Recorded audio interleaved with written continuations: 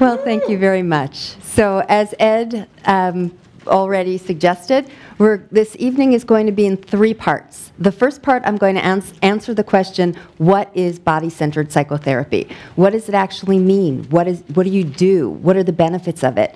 How is it contributing to the field of psychology? And most importantly, how is it contributing to you? So I know what it is to be in college, since I remember doing that. It was quite a while ago, but I do remember doing it.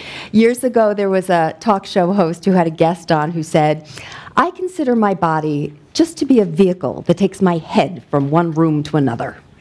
And I remember being in college, and it sort of felt like that. There was so much work to do. There was reading assignments and tests and finals, and it seemed endless. So this is going to be a chance to give you some tools and some practices that will help you drop down into your body, drop down into your breath, begin to release some of the constant stress that you're under. Body-centered psychotherapy is especially effective for anxiety, for post-traumatic stress, for days that just don't end, and for getting into a state of overwhelm. Now, I'm sure nobody in this room has ever gotten into a state of overwhelm, right? But, you know, just in case you know somebody who sometimes gets into a state of overwhelm, these would be some techniques that you could teach them. So the evening is going to go that the first part is what is body-centered psychotherapy. The second part is going to be talking about the nervous system and how your nervous system manages stress. What happens in your body when you start getting stressed? What happens in your body when you get stuck in that stress? And then the last part is, how do you release yourself from that stress? Because that's pretty much the most important thing. One of the things I always like to tell people who come in with post-traumatic stress is it's actually our nature to work through trauma. We would be extinct as a species if we did not know how to recover from trauma. That's actually innate. And part of what's teaching us and making some of the big breakthroughs in post-traumatic stress is actually studying animals in the wild. Because animals in the wild, there's the prey-predator relationship, which means that most animals in the wild get their lives threatened pretty much every day. And if you've seen a gazelle get chased by a cheetah, which was actually part of my training, you know that that's a pretty stressful situation. And yet, as far as we know, gazelles never come back to their tribe and say, oh my God, you wouldn't believe the cheetah that was on my ass today. I need a drink. You know, as far as we know, gazelles don't have 12-step programs. So what the anthropologists and psychologists started to say is, well, how do they do it? How do they get their lives threatened day after day and still come back to some kind of equilibrium where they don't go nuts like we do? So they started studying these animals, and they started to see what they did. And they said, can we start to teach humans to return to their own innate capacity for recovery, their innate capacity to come back to center? Can we teach them to do that so that whatever stresses they face, a traffic jam, finals week, they can actually bring themselves back to the same place that the gazelle brings herself back to after being chased by a cheetah. So that's a little bit of what I'm going to teach you tonight, is how to bring yourself back to center. But before we do that, I want to tell you what center is. So let's start to look at what some of the premises of body-centered psychotherapy is. The first premise, did I lose? Here we go. The first premise is that all body-centered therapies is that our defenses, belief systems, coping mechanisms, and emotional responses are not just psychological. They are somatic and powerfully anchored in the physical body. So here's what this means. For every psychological response you have, every time you get scared, every time you get angry, every time you feel sad, there is something that correlates to that in your body that's going on. And when that becomes really important is when children grow up in homes that are just fundamentally unsafe. There's an alcoholic parent or a drug-addicted parent, or there's sexual abuse going on, or there's something going on that leaves the child in a state of chronic fear. I'm going to demonstrate to you the physiology of fear. I'm not going to have you do it because I don't want to talk to 300 frightened people. But I'm going to show you what fear looks like. When someone gets afraid, they do this. So the shoulders go up, the head starts to come down, very much like a turtle pulling its head into its shell. The shoulders go forward. That's to protect the heart, which is the most vulnerable place we've got. The breathing goes up, the rib cage goes up, and the breathing becomes very shallow and very fast. In fact, when someone's scared, they'll do this. Right? You'll hear that kind of breathing. If I had you breathe that way for about 5 minutes, you'd all go into a panic. Please don't do that. Okay? Please don't do that. But that is the nature of the organism. When we become afraid, our body responds to it. When we become angry, the energy goes into our arms and our legs because we're getting ready to punch and we're getting ready to kick. If we're not able to express that anger can get trapped in the body, and you start to see these very over-muscled, over-bounded people where there's always a sense of energy being projected, but it doesn't quite get discharged. When we're sad, when something hurts, the heart feels heavy. The heart begins to sink, begins to drop. If what happens is we live in a state of chronic emotion, so we're chronically scared, we're chronically angry, we're chronically sad, especially as children, the body actually begins to organize its structure to hold that state. And then we have what's called the mind-body feedback loop. And that's probably the single most important aspect of body-centered therapy, the mind-body feedback loop. And what that says is for every adaptation of the psyche, every time you make a decision that this is how I survive life, there is a corresponding adaptation in the body. And these patterns continually send signals back and forth to each other to reinforce the message. So if the message from the mind is it's not safe, the body's going to start to take on a stance, a posture that says, it's not safe, which means the shoulders are up, the head is down, you're looking around to check for when the danger is going to come next. And what happens is it goes back and forth so that even after the danger has passed, you are still in that stance. And that's where body-centered psychotherapy comes in such an important way, because we step in at the level of the body. Instead of telling someone, you're safe now, the danger has passed, which won't really do very much, because when we are threatened, we go into the part of the brain that is called the reptilian brain, and it's back here, it's at the brain stem. And for those of you who remember this from science, you have 3 parts of the brain stem, the midbrain or limbic brain, and then the neocortex. The neocortex is that decision-making, rational, thought process, that's the conscious mind. The brainstem, there's a reason we call it lizard-brained activity, because it is that reptilian brain. It's raw, it's primitive. So when that kicks in, it doesn't matter what you tell a person, because their body is in a posture of that frozen fear. What body-centered therapy does is it starts to go in somatically. So there's 2 things that happen every time somebody has a big emotional reaction. The first is they somehow stop their breathing.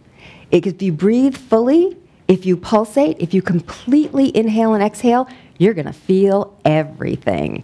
And if you don't want to be feeling what you're feeling, the first thing you're going to do is cut back on your breath. You're going to cut off your breath because that's going to numb the feeling. So your breath is the first thing that goes, and the second thing that goes is your muscles start to tense. Tension also numbs feeling. Anyone been in a long airplane ride and you know how tense you are when you get out of that seat? Well, you were always getting that tense, but you didn't feel it, or rather, you were always being uncomfortable, but what happened was your muscles tensed as a way of going numb. I don't want to feel this, I'm going to go numb. Remember, most 4-year-olds don't have access to the liquor cabinet, so they have to find a more simple way to do it, and they tense their muscles and they hold their breath. If that starts to get woven into the fabric of who you are and what you become, then you begin to rehearse those same feelings over and over in your life, even after the situation has passed. And so one of the things we talk about in body-centered psychotherapy is we talk about pulling someone out of their history.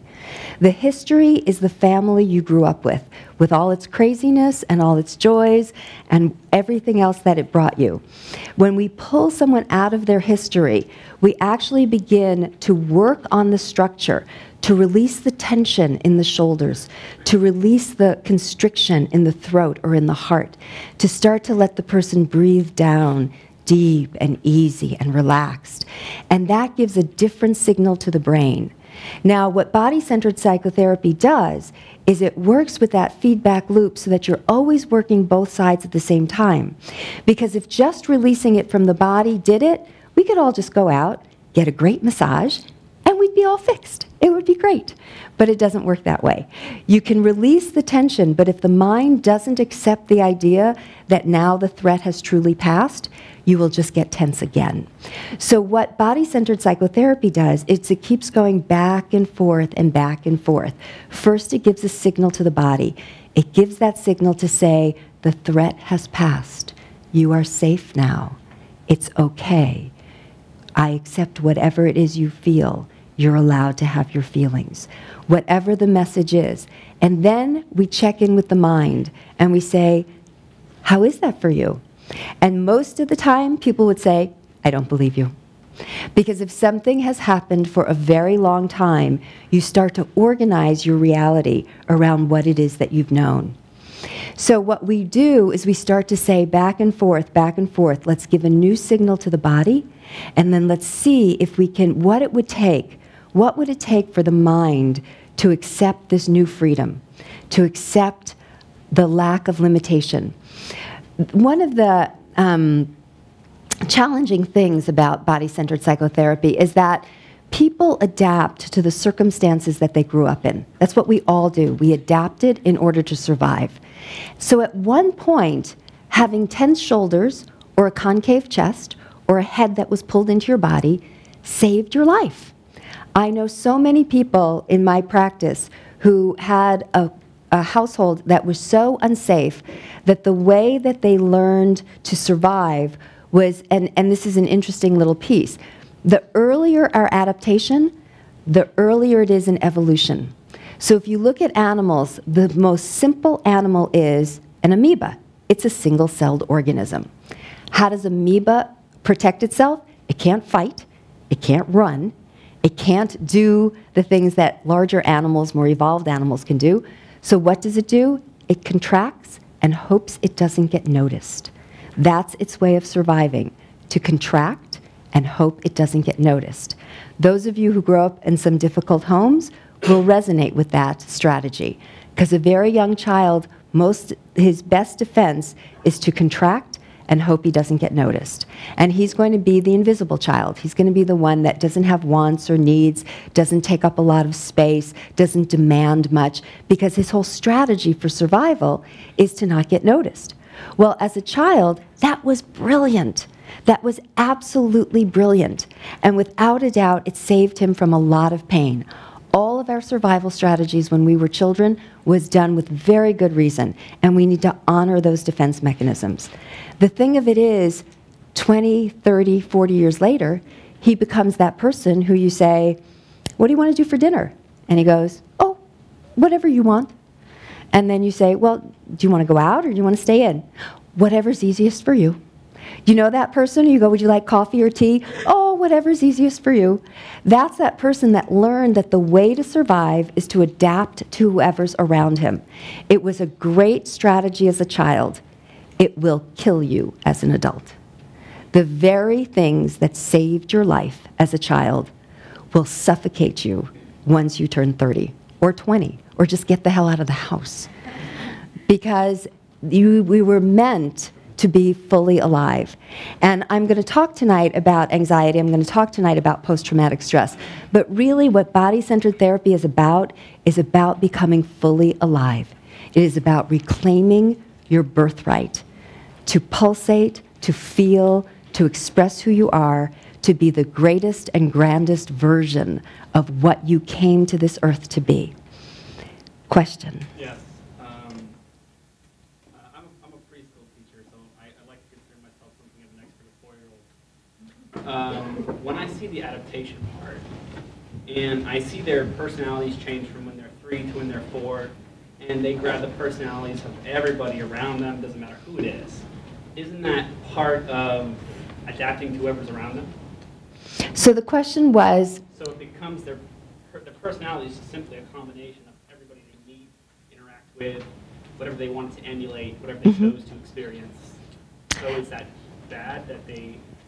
Not that piece of it. In other words, so the question was, he's asking, something he's observed is that young children, age 4, will emulate the people they want to emulate. They'll pick up aspects of the people around them. That's natural. That's part of growing up.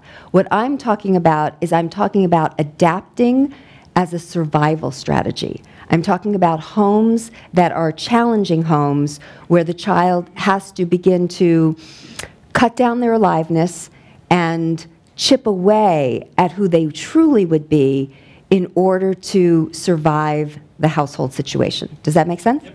Okay, good. So let's start to move on with this. What does it mean to be fully alive? Well, the first thing it means is you breathe. So since we suppress emotion by holding our breath and tensing our muscles, every emotional disturbance creates a disturbance in the breath. One of the first things we look at in body-centered therapy is how is this person breathing?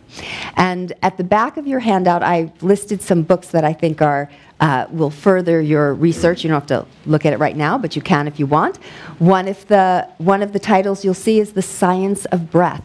There's been a lot of study that's done on breathing, and I actually know someone who says she can read you like a book just by watching you inhale and exhale once. That's a pretty strong statement. But your breath is a tremendous indicator both of how able you are to take things in and how able you are to let things go. In fact, they've done some correlations between having very constricted, tight breathing, which gives a message all the time that there's not enough oxygen because you're not taking in enough breath. And because we don't actually make that connection consciously, oh, I'm not taking enough oxygen, therefore I feel like there's not enough. What happens is it gets very generalized into there's not enough. There's not enough money. There's not enough time. There's not enough love. There's not enough fill in the blank. So there's deep correlations between the way we breathe and our capacity to take in nourishment from the world and from our environment. So one of the things I'm going to be teaching you tonight, and I saved it for the last third because I'm sneaky and I want you to stay for the whole thing. So in the last third of my presentation, we'll be doing an exercise that actually creates more space in your lungs and in your rib cage to have fuller, deeper breathing. And that will allow you to bring in more of your good. So just as our breath defines if we are alive or dead, it is the fullness of our breath that determines how alive we are, or dead, as the case may be. So I had a teacher who I remember saying to us, do you know what allowed you to go home from the hospital when you were born?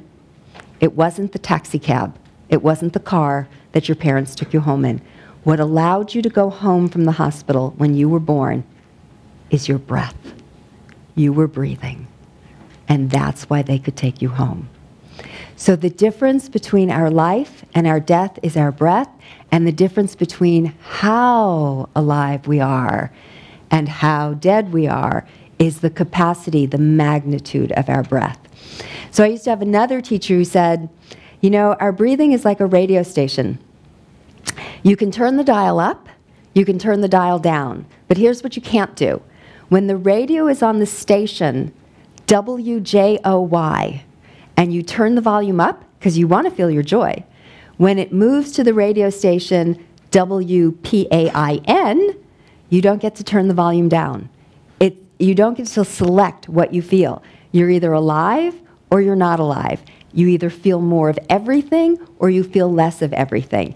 And this is important because as children, when we feel something we don't want to feel, we don't like feeling this angry, we don't like feeling this scared, it doesn't feel good, we start to shut down our breath, which unfortunately shuts down everything. So years later, again, when we become adults, we wonder why we feel so numb. We wonder why we're not feeling so alive, why we're not pulsating with life force. And one of the things that body-centered psychotherapy is dedicated to is restoring your aliveness. Yes, it works with getting rid of the symptoms of anxiety and post-traumatic stress, and we have very specific techniques for that and specific protocols for that, but the fundamental desire of body-centered psychotherapy is to restore you to your aliveness. Grounding, okay. Grounding, really important. The quality of one's connection to the earth, oneself, and one's environment. That's what we mean by grounding. What do we mean when we say we want you to be grounded? It's your connection to the earth, yourself, and your environment. And it is your capacity to have your feet on the ground, to hold your ground when challenged, and to move realistically into the world because you know where you stand. So we actually have this very, very deeply in our language. When we say to someone, I need to know where I stand, what are we saying? We're saying we need to know where we are, what's real, what's not real. What am I making up about this situation and what's actually true? Because that's what gives us a sense of security. Physically, the contact that your foot makes with the earth gives you a feeling of security. That's what we mean when we say someone is sure-footed. They're secure, they're solid. The earth itself has powers of density, safety, solidity, rootedness. When we feel those things, we feel more secure as an organism. Very, very simply, as a primitive being, when we're in the earth, we know where we stand, we feel secure, we feel safe. If we look at our language, when somebody feels very tentative with someone else, they'll say, I feel like I'm walking on eggshells. Well, how do you walk on eggshells, right? Very tentatively. Or if somebody doesn't know how to hold their ground, if someone doesn't have the confidence of their convictions, we call them a pushover. Why can we push them over? Because they're not grounded. They're not in the earth. So one of the things we're going to do later this evening is we're going to do an exercise that helps you become grounded. The Native Americans say that when a person is healthy and grounded in their feet, every time they step on the earth, their energy transmits down through the earth 8 inches. 8 inches with every step. I don't know anybody like that, but that's what the Native Americans say. Now, one of the other books on your list is called The Body Reveals. And I would say if this topic speaks to you, if you find body-centered psychotherapy an interesting topic, the book to start with is The Body Reveals by Ron Kurtz. And that is one of the classic textbooks within the field. I remember reading it in 1982. And he did something very interesting when he talked about grounding. He took a statement that had to do with the foot and the ground, and he changed 2 words. He changed personality for foot and reality for ground. And this is what it looks like. The first statement is, the relaxed, flexible foot, one with good tone, makes sure, sensitive contact with the ground. It provides firm yet responsive support for the structures above and is capable of handling whatever changes are encountered through movement. So if we look at that for just a moment, the relaxed, flexible foot makes sure, sensitive contact with the ground. And now we're just going to change 2 words. The relaxed, flexible personality, one with good strength, makes sure, sensitive contact with reality. It provides firm yet responsive support for all other psychic structures and is capable of handling whatever changes are encountered through the world. It's a pretty important piece. And it's one of the pieces that body-centered psychotherapy focuses on a lot. We have exercises that get you grounded. In the work that I do, which is primarily called Polarity, it was created by a doctor named Dr. Randolph Stone. There's an entire protocol that is just the earth element protocol and is exclusively for grounding. And you do it whenever somebody's afraid.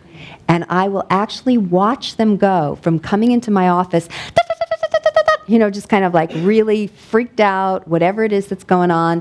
I get them on the table. I start doing the earth element protocol. They take a deep breath. They start to drop down into the table, and they start to talk about the things that are really going on in their heart. They come out of that scattered, very crazy kind of energy and drop down into a more earthy, rooted sense of what's really happening. So we're going to do some exercises that have to do with becoming grounded. And when you go see, if you choose to ever go see someone who does body-centered psychotherapy, they will be helping you get grounded both in your legs and, even more importantly, in your reality. What is real for you? What's true? What's the truth of your being beyond what people expect of you, beyond the demands that are made of you every day? What is the truth of who you are? That's grounding. Centering. Okay.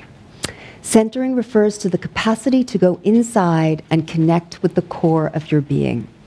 It means being willing to go beyond surface level thoughts and facades and connect to direct experience. So centering has a lot to do with making connection with your heart and with your spine. What really matters to you? What did you come to this earth to do? And when you get past the facade, and all of us have a facade, part of how we function in life is we have a social mask. So we do our whole, hi, how are you, kind of thing. And that's fine, that's how we make it through the day. But when we talk about centering, we talk about going beyond that, hi, how are you, kind of level. We talk about dropping into the core of your being. That's going to be your breath, that's going to be your heart, that's going to be your spine, but most important, it's going to be what really, really matters to you. And it's going to be what holds you in who you are when you get challenged in life. So one of the things we talk about in body-centered therapy is we want a person who's grounded, who's got their feet on the ground, knows who they are, feels stable and secure in their reality. And we want someone who's centered, who's connected to their heart, to the core of their being, and can begin to live from that place. And then lastly, we're looking at presence. And presence is defined as one's capacity to remain connected and aware of oneself and environment in the here and now. The mind is constantly rehashing the past and projecting into the future. So there was an interesting book written called The Time Paradox, and it was about how people's psychology was greatly shaped by their relationship to time. You have people who live very much in the past, and what they're doing is in some ways continuously stressing themselves, as if life didn't have enough stress, but they're continually stressing themselves by replaying in their mind the old hurts, the old slights, the things that went wrong in the past. This is something that they keep rehashing and very much live their lives from in the rearview mirror, looking in the past. And then you have people who are very much living their lives in the future. They're anticipating something. They're always projecting out to how it will be. In psychology, we often call that destination happiness. I will be happy when I hit this destination. I will be happy when I graduate school. I will be happy when I get married. I will be happy when I have children. So that kind of future-oriented destination happiness kind of psychology where the life is constantly being lived in the future. But where life actually happens and where your point of power is, and that's a very important piece in therapy, is one of the things that was drilled into me is always restore the client to their place of power. Always restore the client to their place of power. And their place of power is two things. It's them. We have no power over what anybody else does or says. We can try to manipulate the crap out of them, and some of us do. But at best, it will be a temporary fix. Really, we have no control over what anybody else says or does. We do, however, have control over what we say and do and how we respond to things. We have no control over the past because it's done. We have no control over the future because it hasn't happened yet. But our point of power is now. Our point of power is in this present moment, because that is where we can be effective. And so coming into the present moment, coming into our center, and coming into our ground is very much what body-centered therapy is about. And that concludes the first piece of this evening. So I'd like to take questions. You were talking about people that stuck in the emotional past, the hurt past. Mm-hmm. What about people that get stuck in the past because that was maybe the best time in their life, and they just keep trying to relive that? Is that the same thing? It's, okay, right. The question was, I was talking about people living in their past, rehearsing their hurts and slights, and kind of rehashing their anger and their feelings. And the question was, what about people who live in the past because that was the best time of their life? And I would suggest to them that the best time of their life is right at this moment. Yes, it's the same thing. You will miss your life if you are constantly living in another time frame. How about people that they're the polar opposite of what you were describing? They're not either in the past or in the future, but they're in the present. Mm-hmm. Too much in the present. Like Mm-hmm. they told us in the 60s, you got to learn to live in the present. Well, we're not in the 60s anymore. It didn't turn out to be such a good idea. How do you do this, and at the same time being able to, without drama, Mm-hmm. plan for the future and learn from the past? Beautiful. So the question was, what about people who are so in the present that they're sort of moving towards instant gratification? They can only think about what's happening now. They lose the capacity to learn from the past and plan for the future. Did I paraphrase it? Yeah. Correctly? So what is the healthy relationship to that time sequence, to that continuum? And from a body-centered psychotherapy place, it would be that you're living now, you're living in this present moment, but from this present moment, you can make plans for the future. From this present moment, you can make peace with the past. Does that make sense? You're asking, are you asking, how do we begin to get away from an instant gratification psychology? Yeah, but I mean, how to be more balanced in the sense that we can live in the past, present, and future without damaging ourselves? How can we honor the past, plan for the future, and be in present time without damaging ourselves? Yeah, because what you're saying so far, it means that people are rehashing the past and projecting into the future, but that's not necessarily a healthy habit. Right. Okay. Very good. I got it now. So all these pieces have flip sides to them. They have two sides to them. Living in the past, if you're living in the past in a way that is rehashing your hurts and your slights, you are doing damage to yourself because you are recycling those stale emotions. If you are learning from the past, that's fabulous. That is the point. That's called maturation. That's developing. So learning from the past is not the same thing as rehashing the past. Planning for the future is not the same thing as living in the future. Does that make sense? That you're not living in a fantasy of what the future will be. You are actually taking your steps now for a result that will show up in the future. Yes? Okay. Question?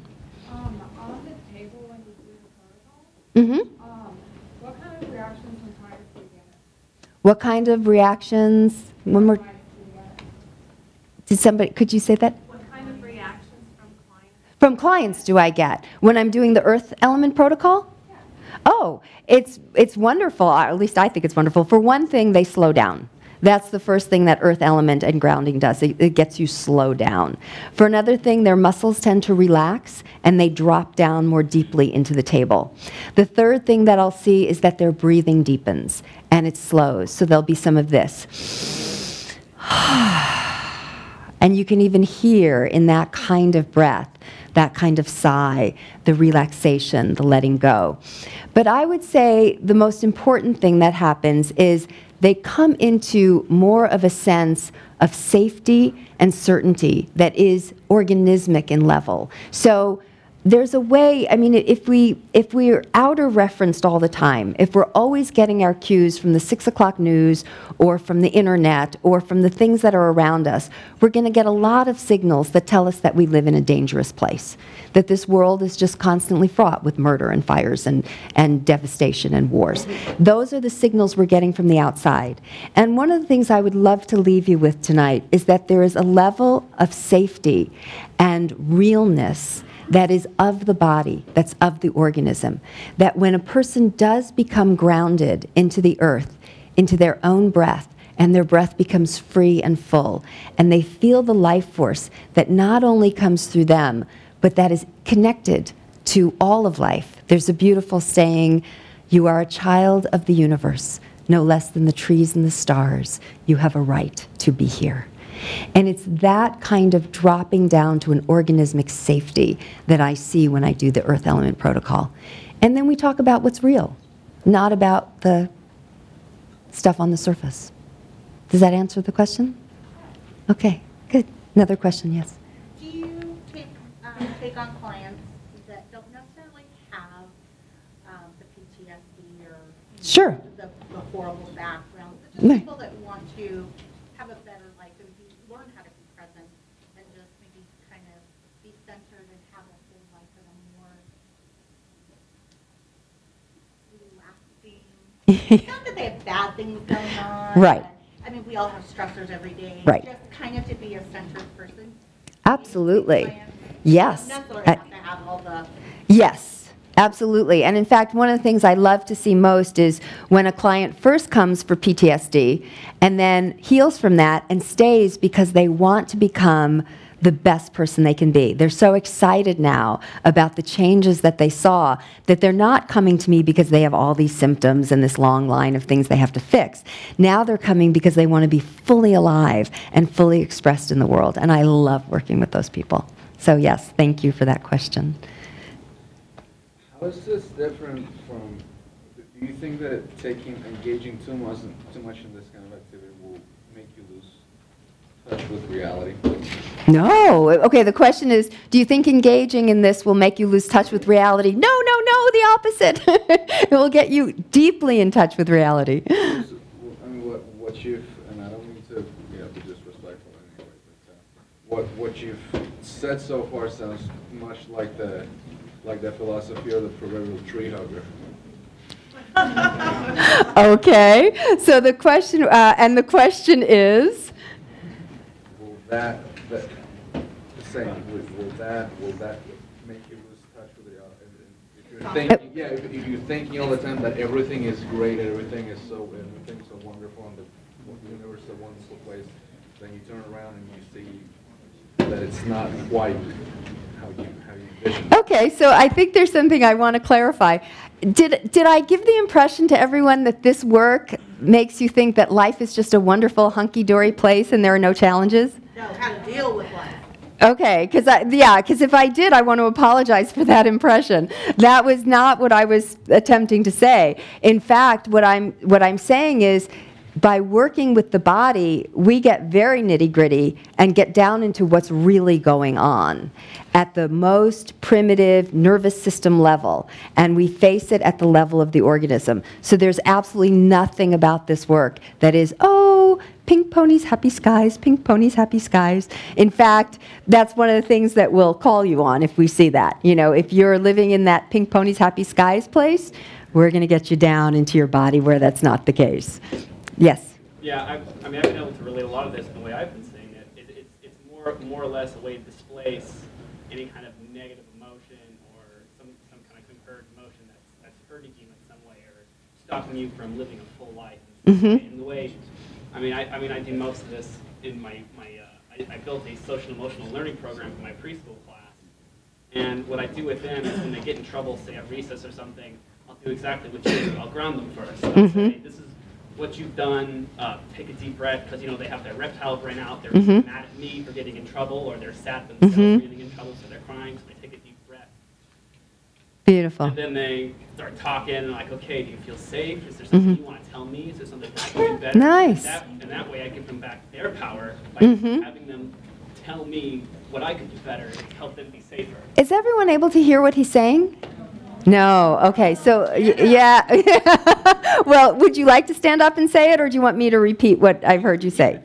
Okay. Well, this is what I heard as much as I can repeat. And tell me your name? Quinton. Quinton works with 4-year-olds, yes? 3 and 4-year-olds. And so when they get into trouble, when they start acting out, and he can see that they're in their lizard brain, that they're in that very primitive part of their brain, what he will do with them is he'll have them take a deep breath. He'll have them establish some sense of safety, and that's what we're going to talk about, how you establish safety for a person. And he'll actually help them to get grounded so that he can find out what really happened here. What a wonderful piece of parenting. I mean, there's, or being a teacher, but how wonderful to be with children in that way. There's a great book. One of the pioneers in this work is Peter Levine, and he started a form of work called somatic experiencing, which is designed to help people who are in trauma complete the mobilization that their bodies went through. He helps them complete experiences that are unfinished for them. One of the books that he wrote is called Trauma Proofing Your Kids. And it's about how to work with children and raise children so that when they do face trauma, because children do, they are not carrying it into their adult life for the rest of their lives. And that's one of the things he talks about, is helping them get grounded, helping them take a deep breath, and helping them feel safe so that they can start to speak about what's really going on. Yeah, because you don't give them their power back. They're just going to do it again in some other way, but be a lot sneakier. Beautiful. So he said if you don't give them their power back, they're going to do the same thing over again and just be sneakier about it. Isn't it? Can anyone relate to that? You know, It mirrors how the adult brain works. I mean, if you don't give that person their power back, Yes. they're not going to stop experiencing those feelings. They're just Right. experiencing it for you. Exactly. They'll just start hiding it, or they'll start putting on a false front. Yes, beautiful. Any other questions before we go to the second part? Did I see a hand or no? Yes, in the back. How does self-affirmations, as far as the coping mechanism, affect the chemistry of the body or relieving stress in a way? It depends on whether you, the question was, how do affirmations, self-affirmations, impact the body and the biochemistry of the body? And here's the challenging thing. It depends on whether or not the body can truly accept the affirmation. So affirmations take place in that neocortex, in the front part of the brain, the rational, logical part of the brain. A lot of what we really believe, a lot of where we really live, is in our brainstem. And if we're saying something in the neocortex that is just not believed by the brainstem, it's not going to happen. It's not going to get accepted. If there's a connection between the neocortex and the brainstem, if the brainstem's really willing to accept what we're telling it, then it will start to shift. And we're actually, when I do the mindfulness exercise later this evening, I'm going to give you a statement and you can see if your body accepts it or not. If it accepts it, and I'll just tell you this is what the language of the body is. If you accept something, almost always you'll take a deep breath. It will look like this. It will have a quality of relief around it. It'll have a quality of ease around it. When I always know that I've really hit the nail on the head when I see my client take a spontaneous breath. Also, the person will relax, and there'll just be a feeling of dropping down deeper into who they are. That's when you know the body has accepted it. If you're stiff, there's no breathing going on, you haven't accepted it. It's just that much more chatter. Does that answer the question? Yeah, okay. Have you ever had a client that just truly was not successful in this? And if you have, where would one go from this point? What I've had is I've had people who whose defenses are just so strong that they can't let them go. And what I do in that case is I support the defense. So part of my training was always drive in the direction of the skid. If the person can't relax, then you go with, you know what? I am tense. I'm going to stay tense. I'm going to stay tense for as long as I need to stay tense because this is how I survive. And you get behind it without apology. You don't try to chip away at that person and go, no, you should be relaxed. You should be more spontaneous. You should be more alive. You drop every single should that you think you have, and you get behind the person exactly the way they are. And once you do that, people do not need to defend anymore. There's a famous statement, peace needs no defense. So then they kind of start to break down. They start to feel what their life really is like. In other words, I remember I had a client just like that, he had 2 alcoholic parents and a really rough childhood, and he just survived by going numb. That was the only way he could make it through his childhood. And now he was 34, and he was having problems with his relationship with women, and nobody could get through that wall, and he was hitting the point for himself where he couldn't stand living behind a wall. By the way, when people say they feel like there's a wall between them and other people, there is. It's a wall around their heart. It's a wall of tension that is physiologically around your heart. You armored your heart because you just couldn't take the pain anymore. So he was dealing with that wall that was around his heart and that wall that was between him and other people. And what I had him do was we were working with some bioenergetic stuff, we were working with some stress stuff, and I just had him say, I am walled off. I am going to stay walled off. This is how I survived, and this is how I still survive. And I just got him right behind that wall, and I said, you know what? That's okay. If that's what you need to do, that's what you need to do. And as we stayed with it, and as I stayed in that acceptance and that non-judgment of it, he started crying and saying, how long can I keep living like this? And that was the beginning of the wall coming down. So thank you. Any other questions? All right. How about if we all just take a deep breath? Would that be okay with you? If we just go, everyone together. Here we go. And this time, if a few brave souls would let out a little sound on the exhale, it goes like this. Nice. Thank you. Thank you so much. Okay. So part 2. Part 2 is about the nervous system. And I'm going to warn you that this part can be, I feel like I should have a little warning sign going across. This part can be a little bit activating because we're going to talk about how the nervous system manages stress. And yes, I do want to say, it's kind of hot. Yes, thank you. Very good. I appreciate that. It's kind of hot in here, so I just want to give you complete permission. Your handouts serve 2 purposes. One is they track the information. The other is you can use it as a fan. So if you're feeling hot, I will not be insulted. Please be comfortable. Okay, overview of the nervous system. There we go. So one thing you should know when we're talking about overview of the nervous system, this is just a piece of the nervous system. We're talking about the parasympathetic, sympathetic. And we're talking about that for a reason. It's because it's your sympathetic that engages when you are threatened, when you get scared. You're going to go into your sympathetic nervous system. When you are relaxed, you're going to go into parasympathetic nervous system. This has a lot of significance for you because there are certain bodily processes that only take place in parasympathetic. And if you're in sympathetic, that go, go, go, fight or flight all the time, you're going to start having health issues. And the 2 primary things, parasympathetic is called rest and digest. It's how you relax, and it's this part of the nervous system you need to be in to digest your food in a healthy way. It's also the part of the nervous system you need to be in to fall asleep at night, because falling asleep has to do with dropping down into incrementally deeper and deeper levels of relaxation before you feel safe enough to completely go unconscious. When I have clients, and I have a lot of them, coming in, and the 2 primary things they tell me is they have digestive disorders, IBS, constipation, diarrhea, acid reflux, on and on.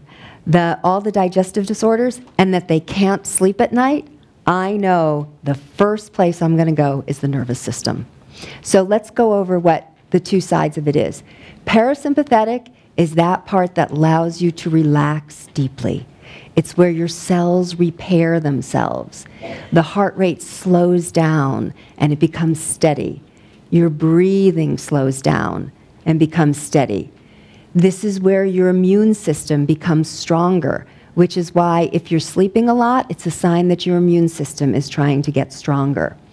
The blood moves into the core of the body, including the abdominal viscera, which is why you can digest your food well. And the other part is that parasympathetic has to do with social engagement, with actually bonding. So one of the things that we say, and I'm just going to flip ahead to say, how do we bring forth the parasympathetic side of the nervous system? Think of a romantic dinner at a wonderful restaurant. You walk in and there's soft lighting. There's probably some candles on the tables. There's going to be some soft music. There's going to be the soothing sense of the food. If you want to create that in your home, you can have a little diffuser and aromatherapy. And the service is not going to be slow in the sense of where is that waiter, but the service is going to be slow in the sense that they're going to serve you your appetizers, and then they're going to give you time to just chat and savor the food. And then after a certain amount of time passes, they'll bring you your entrees. Unlike McDonald's and Burger King, where you walk in and there's fast music and a lot of red colors which stimulate the sympathetic nervous system. They want you to eat fast, pay fast, get the hell out of there. And that is a prescription for indigestion. Eating fast, racing, eating in traffic, that's going to mess up your digestive system. So slow, you want to slow down. The service is going to be slow. If you want to move into your parasympathetic nervous system, gentle, nurturing touch. If you've recently seen a new mother with their baby, just the way they really gently stroke that baby's back, you know, that very light, gentle touch, that will put you in parasympathetic nervous system. Deep, slow breathing will put you in parasympathetic. And then the ultimate thing that puts you in parasympathetic is just feeling safe. It's knowing I'm safe now, and I can take a deep breath, I can relax, all is well. That's the part of your nervous system that allows you to digest your food well and allows you to go to sleep at night. So it's really, really important that you be able to visit that place. It's also the place where your immune system restores itself. So if you don't come to this place often enough, you're going to start to have your immune system breaking down. You're going to start to have a lot of illness. So what throws us out of that? Let's go back to the sympathetic nervous system. Everyone take a deep breath, please. Thank you. All right, sympathetic nervous system, that's high activation. That's where you go into code red. That's where you're stressed. That's where you're afraid. Your heart rate is going to speed up. Your breathing is going to become rapid and shallow. It's very much the same physiology that I talked about when you were afraid. In general, you're just going to speed up. You're just going to start racing. And the blood will move away from the core. This is important. The blood is going to move into the muscles of your arms and the muscles of your legs, because this is the most primitive part of your nervous system, and what it's gearing you up to do is to fight or to run. Those are the two first mechanisms we have when faced with threat. So every time we move into that sympathetic high arousal state, the blood goes out of the center and into the limbs. This is important because if you're in high arousal sympathetic nervous system mode and you try eating, you are putting food into a system that doesn't have the blood flow, and you're not going to be able to digest it. And if you do it over enough time, you're going to start to have a digestive disorder. So you want to eat only when you're in parasympathetic mode.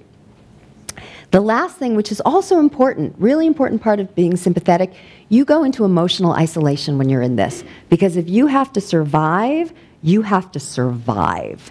And that's where your energy goes. If you imagine just running from a tiger in the wild, you are not going to stop and go, so, where are you from? I mean, you're just not going to chit-chat with somebody when you are racing for your life. So when you're in that sympathetic part of your nervous system, there's a tendency to be looking out for number one. You're just going for what you have to do in order to survive. It's very raw, it's very primitive. What triggers it? Fear. It really just comes down to fear. And that fear, is there something? Oh, okay, yes. You read down a little bit.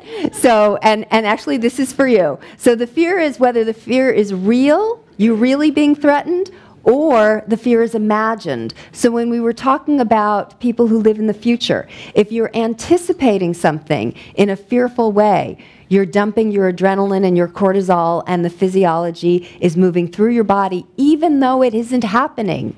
So Mark Twain has this wonderful quote, "I've had many problems in my life, most of which never actually happened."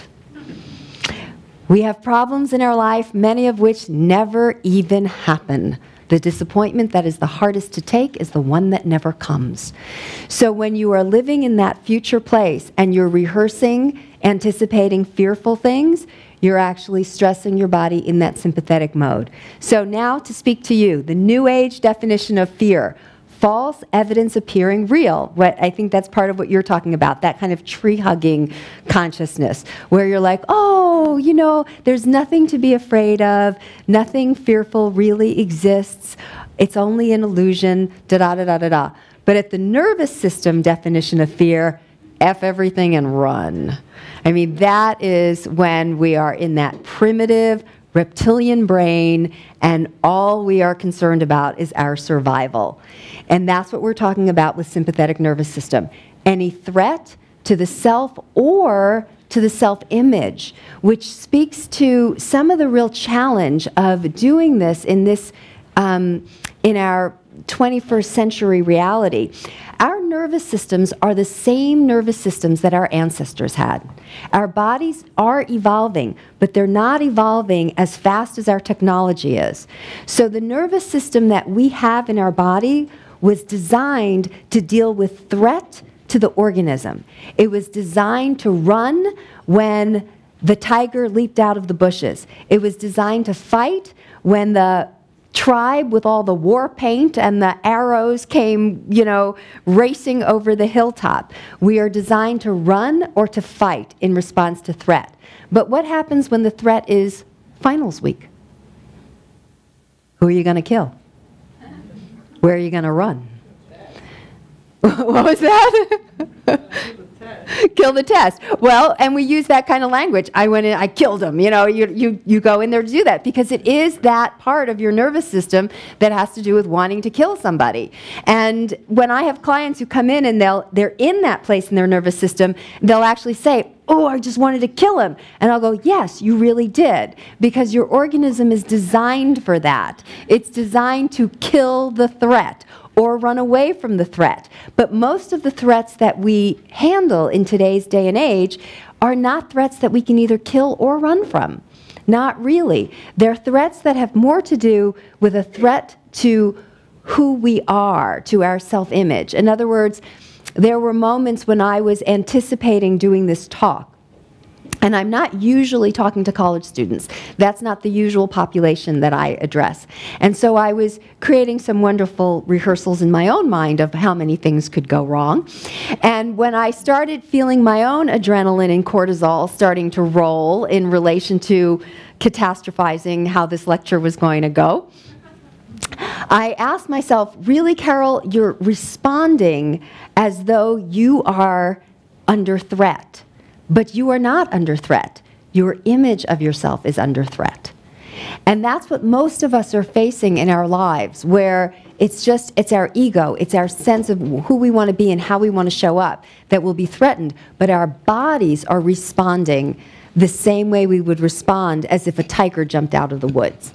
So one of the things that body-centered therapy worked with is to say, all right, how do we deal with this dilemma? How do we start to give people tools that will actually address the level of what's happening in their body?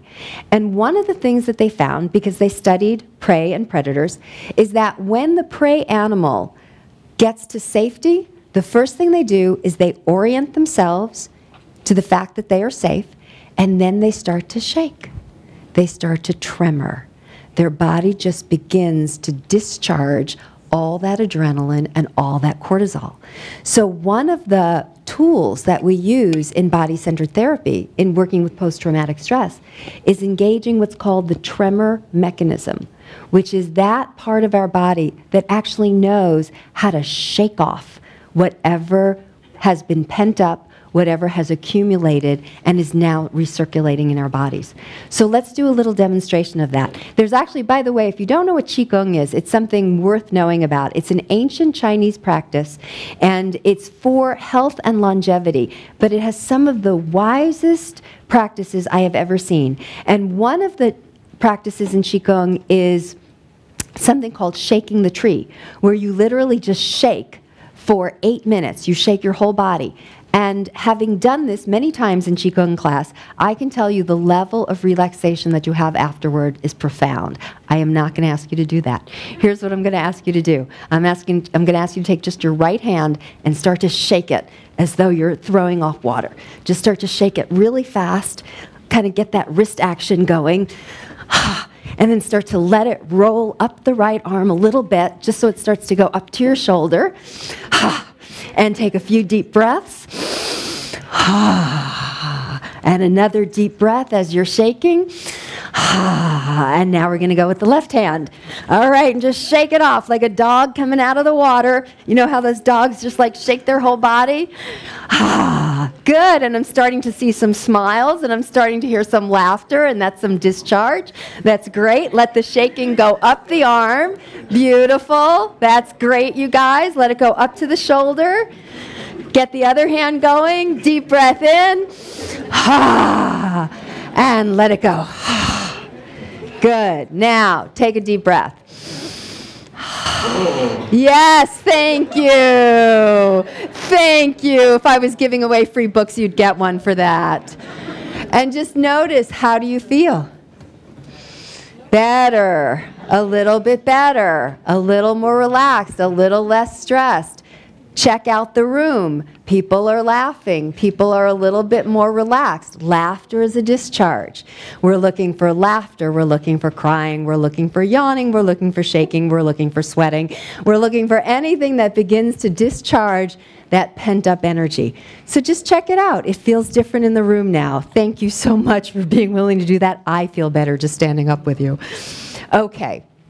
So we're going for the last part of the body responding to threat. We did fight, and that's fight and flight are movement. Fight is movement toward the threat. We're going in. And flight is movement away from the threat. We're out of here.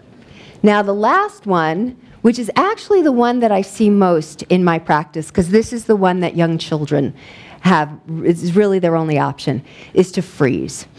And from a raw animal perspective, when we talk about predators and prey, when a predator begins to chase the prey, it will run if it's faster than the predator. It will fight if it has a chance of beating up the predator and winning. But once it is caught, it's over. It's game over. Once it knows it's trapped, it's game over. So what it will do is it will go into the freeze state. And the freeze state does two things. The first that it does is it might be able to psych out the predator. And the reason for that is this. Predators prefer fresh kill. They want to eat what they've killed. If an animal has been dead for any length of time, it could be rotten. So animals will usually not eat an animal that they think is already dead. If the animal mimics death, like playing possum, and the predator bats it around a little bit and it still doesn't move, that predator may very well walk away, and that will have saved the life of the prey. If it doesn't, then the other thing that happens in that freeze stance is that the brain secretes opioids, which are natural painkillers. They're a branch of opium, and that will make the death less painful. So we do that too. When we're trapped, when we've got no place to go, and it's just going to happen. Two things happen. We go into freeze, and opioids are released. One of the ways that you see this is that the person, we're going to just jump over to how do you know you're stuck. You know you're stuck in sympathetic nervous system if your engine's always revving, and you're always scanning for danger, and you're always busy, oftentimes compulsively so. You can't sit still. But how you know you're stuck in freeze mode is that you literally feel frozen. You literally feel like you can't take any action. Oftentimes this can be confused with depression because it's hard to get out of bed. You don't have any energy. You're really immobilized, and you're literally paralyzed with fear. So what we do in those cases is we start to work with you to begin to discharge that terror. One of the things I'll also see in people stuck in freeze mode is that they have an unusually high pain threshold.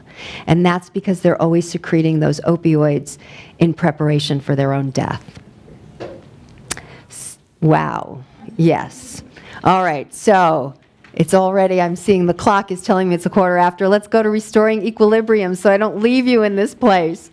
So the first thing I want you to know, and this is one of my favorite quotes by Ernest Hemingway, "The world breaks everyone, and afterward some of us are strong at the broken places." And I think if there's one thing that therapy is really dedicated to, and that's all forms of therapy, not just body-centered therapy, but I think something that therapy is really dedicated to is making us strong in the broken places, because life does break all of us. And the question is, what do we do once we are broken?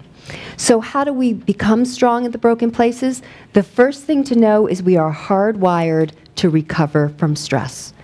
That is innate to the organism. We know how to do that. It's only when our own stories get in the way of that happening that we get stuck. And how we generally get stuck is we get stuck by judging the situation that we're in. So moving on, the way that we become unstuck, the way that we start to do it, we take a term from chemistry called titration. And my apologies to anyone who are true chemists in the room because I'm being a little loose with this definition, but it's the slow addition of one solution to a known volume of another solution until the reaction reaches neutralization. We neutralize terror by titrating it into a reservoir of safety. And we create safety by becoming resourced. So what I'd like to do, if anyone has to leave, I would say leave now, because when we do this exercise, we need quiet in the room. So this is another reminder to make sure your cell phone is off. I really don't want anyone shuffling and making noise leaving. So if you do have to leave, leave now, and then the rest of us can do the exercise of restoring equilibrium. We'll just give it a few moments. What's that? Yes, my exercise finishes at 8:30. And thank you for coming. Yes, if I can hear it. Uh-huh. Do you have business cards? I do. I do. And all of my contact information is on the last page of your handout. So you can email me, you can call me, and I have little business cards sitting right there next to the podium. And thank you so much for coming. Great. Exactly. Yes. What's your average treatment timeline? It depends on what I'm working. Oh, the question was, what's my average treatment timeline? It depends on what I'm working with. I would say. With, say, an individual that's been traumatized from sexual abuse. Oh, then you're talking a couple of years. Oh, okay. Yeah. I was just curious because I work with kids that. Yeah. That deep sexual abuse does not heal in 5 sessions. I mean, the simpler things I can do in a few months, but. What's your average treatment? Let's talk about that more at the end, because it really does have to do with what I'm dealing with. It's different timelines for different situations. Okay, yes. One more question, then let's. Judge the situation. What do you mean by that? You yourself like it wasn't that bad. Well, that's more of a rationalization, but judging the situation is when you argue with a situation. So in other words, it shouldn't be like this. I am this way, but I shouldn't be this way. So it would be like if inside myself I was saying I shouldn't be speaking in front of this group of people. That would be a judgment. Yes? If we are hardwired to recover from stress, what causes us to commit suicide? Well, some of us. Now that's a really, really big question. Oh my God, that's a deep. All right, I'll give you the quick answer, and then let's talk a little bit more at the end because I want to get everybody out at 8:30. What causes somebody to commit suicide is the extraordinary triumph of the ego over the organism. So the organism is our beingness. It's who we are at our core. At our core, we want to live. We are hardwired to live.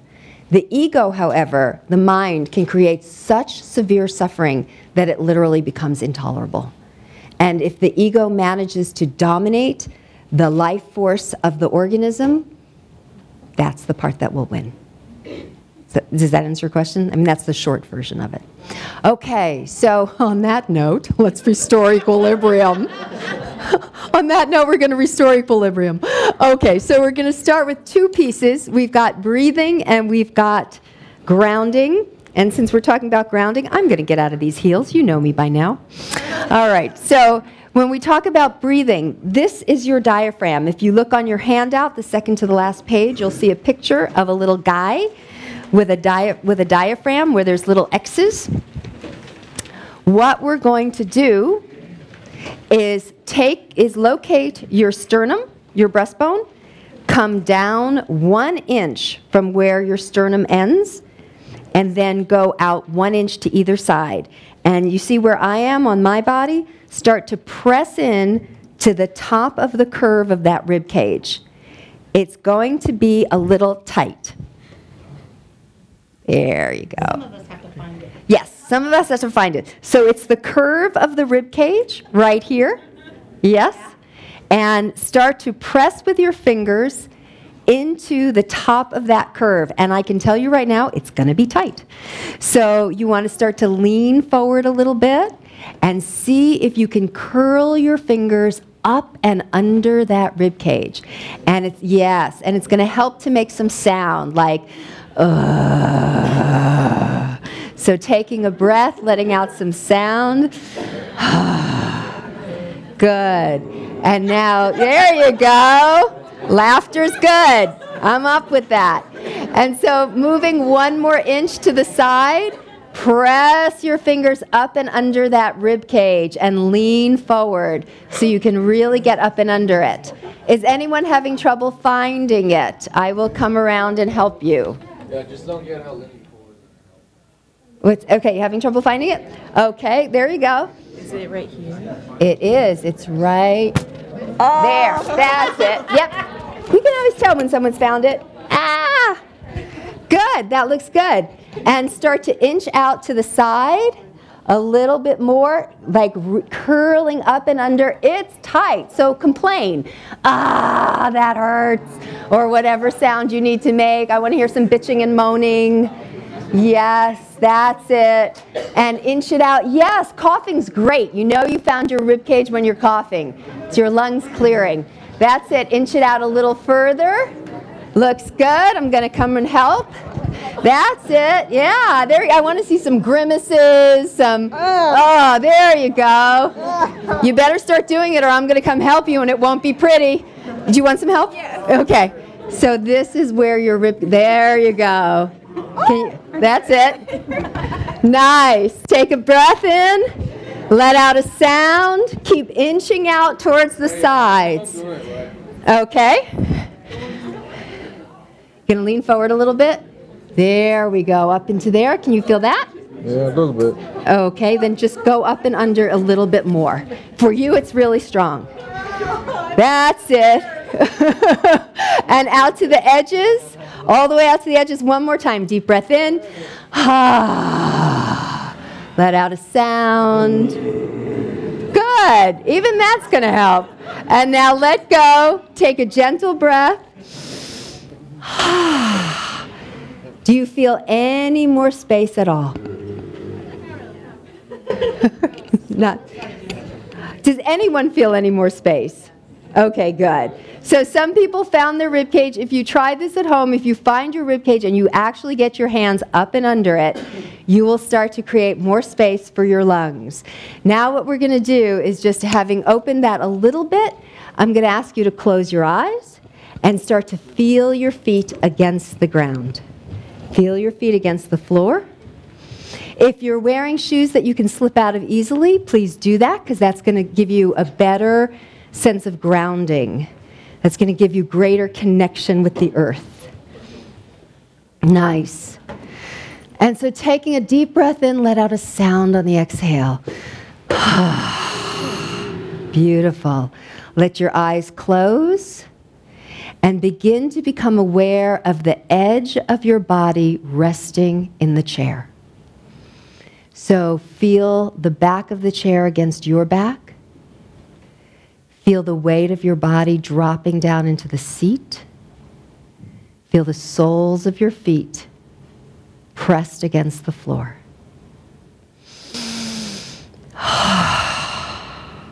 Nice. And now for just a moment, remember a time when you really had good contact with the earth. And by that I mean you could have been walking along the ocean and felt the little warm grains of sand between your toes. Or it might have been that you were standing on a freshly mowed lawn and you could smell the grass. Or you were gardening and your feet were on the soil. Or you had some opportunity to stand on sacred ground. And take a deep breath in. And as you exhale, imagine that there are little headlights in the soles of your feet. You can just open up these little headlights and beam down into the center, the molten lava center of the earth. And with each breath, you can breathe some of your tension and stress down through the soles of your feet, and know that the earth will receive that as food. And as you breathe in, I'm going to say the gifts of Mother Earth, the gifts of groundedness, and just notice what happens in your body when you hear these words. Density, rootedness, grounding, earthiness, power, security, safety, love. And this time as you breathe in, imagine you can actually breathe in the qualities, the gifts of Mother Earth, that she's giving them to you, and that they're rising up through the soles of your feet and up into your body. And once again, those qualities are rootedness, grounding, earthiness, solidity, safety, security, density, power, and love. And allowing the next few breaths to be that interchange where you let your stress drop out through the soles of your feet and you let the gifts of Mother Earth rise up through the soles of your feet. And if it helps you to press the soles of your feet against the floor for even more grounding, feel free to do that. Anything that takes you deeper into the earth. And as you continue to let those qualities rise up through the soles of your feet, bring your awareness very gently to the crown of your head. And from the crown of your head, imagine that there's a thread that lifts you up and gives you a connection to Father Sky, to the infinite intelligence that underlies everything in this universe. In ancient Sanskrit, there is a term called the Antakarana Bridge, and what it translates into is the divine corridor. It's the hallway that connects us to divinity, and it is lined with grace. And if just for a moment you imagine, you can begin to connect to that source of grace and that source of blessing, so that your feet are deeply rooted into the earth and your head is deeply connected to the source of all wisdom. And now taking a gentle breath in.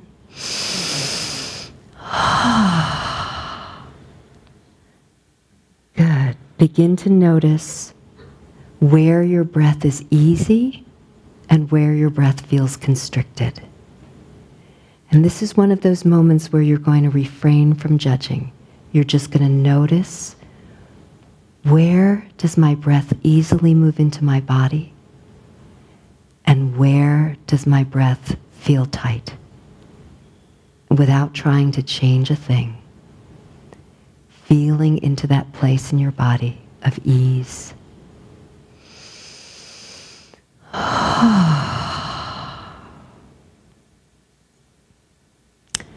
And as you feel this place of ease of your breath, see if you can remember a time when you felt surrounded by a sense of safety.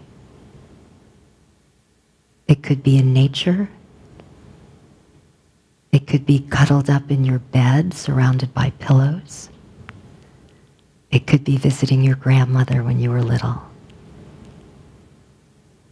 Sometime when you felt safe.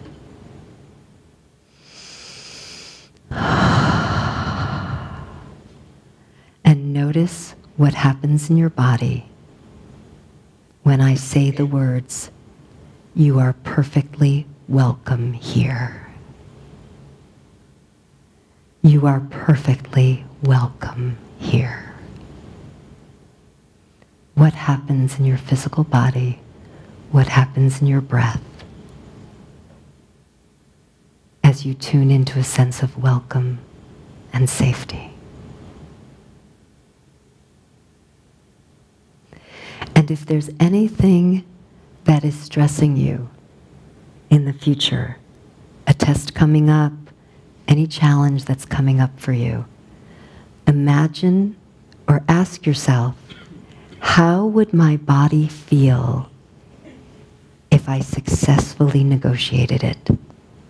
If it went really, really well, you aced the test. Something that is coming up went perfectly. How would it feel in your body? Notice your breath. Notice your muscles. Notice your sense of grounding.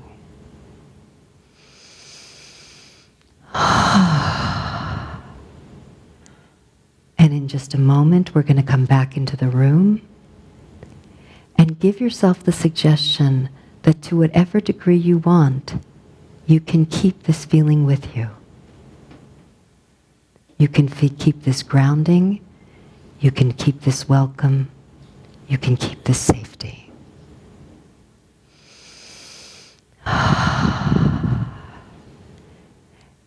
And as you begin to come back into the room, wiggle your hands, wiggle your feet, but also take a moment and just notice the energy in the entire room.